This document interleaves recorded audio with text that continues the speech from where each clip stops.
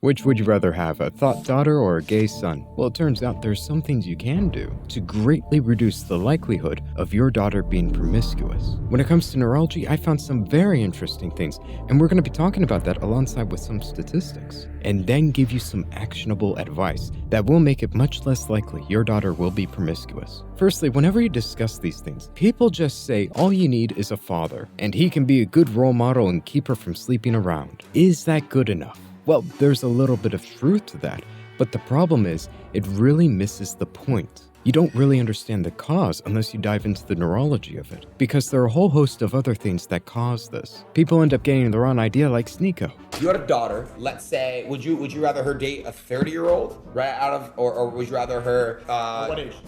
She's 18. I don't want my daughter to date. Well, she's going to. No, she's not. What? My daughter's not gonna date. But that's not you to control that. It's her Yeah, life. it's She's my 18. daughter.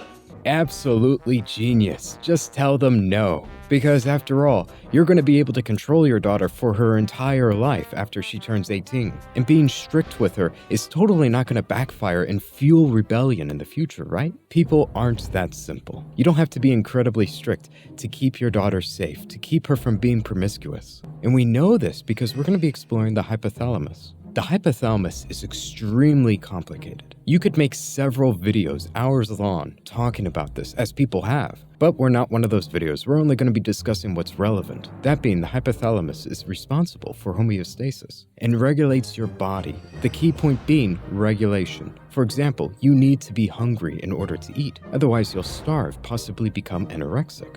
Or, if you become too hungry, you'll become overweight. That's principally the job of the hypothalamus, but the problem is it's also responsible for receiving and regulating stress. You see, prolonged stress can damage neurons in the hypothalamus, and when that happens, you reduce the brain's ability to regulate stress, leading to symptoms and severe problems. For example, if it is disrupted due to chronic stress, it can lead to things such as insomnia or hypersomnia, which are both opposites to the extreme. In one case, you can't sleep at all, and in the other, all you can do is sleep. This is true for binge eating disorders, anorexia, and even mental disorders such as bipolar, OCD, and even increases the risk to addiction. It's even connected to borderline personality disorder and hypo and hypersexuality, because that part of the brain is responsible for regulating your sexual hormones and your sex drive. It's even connected to impulse control. Very key things, because when you look at a lot of people who are, frankly, for lack of a better word, very damaged, they display so many of those things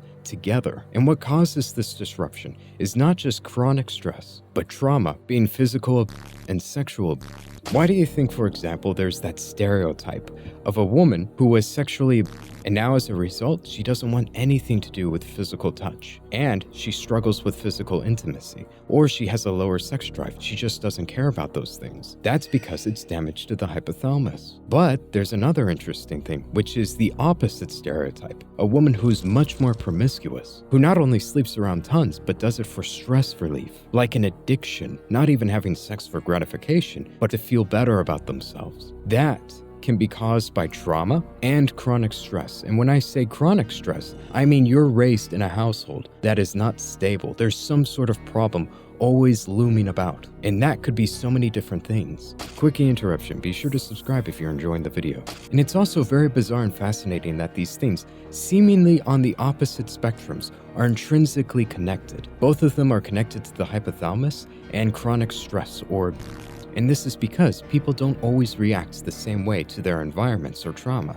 because we are a combination of both nature and nurture. Not everybody reacts the same way to horrible things. But what's very fascinating, I noticed, is all of these things that are intrinsically connected to teen pregnancies, depression, anxiety, mental disorders, promiscuous behavior, all of those things we discussed. They're all intrinsically connected to single mother households. And I know what you're going to say. You're going to say, that's not because they're single mother households. That's because they make less money. But the problem is, even if you take into account how much money they make, and you compare single fathers to single mothers, you still get this horrible problem, which is 70% of teenage pregnancies come from single mother households. They're also 5 times more likely to commit which is connected to anxiety and depression, which is caused to deregulation of the hypothalamus. And children from single mother households are 10 times more likely to chemical substances, which again is connected to the hypothalamus. Now, keep in mind, that wasn't comparing single mother households to two-parent households.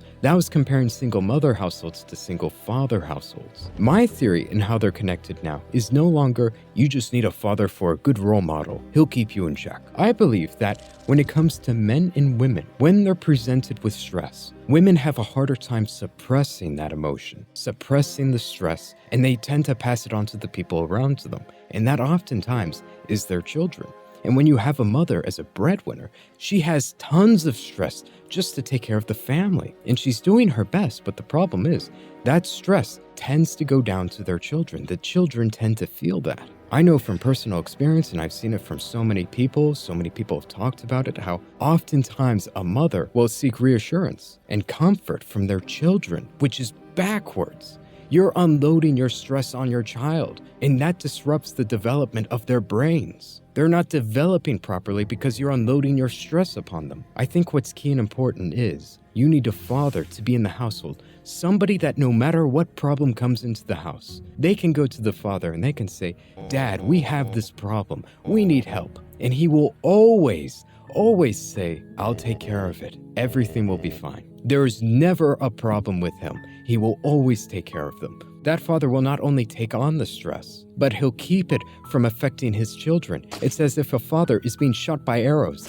and while he's being shot by arrows, he doesn't show any emotion, and he's only comforting his child, making sure his child doesn't feel anything from that. Because what the child needs is love, reassurance. Another statistic showed that girls who feel closeness to their father are 75% less likely to have a teen birth. And 85% of children who exhibit disorders are from fatherless homes. I think as a father, you don't have to be incredibly strict with your children. Instead, you just gotta make sure nothing happens to them, no abuse of any kind. And to make sure that there's no stress that's being put on them. They're not feeling any stress from the family friction.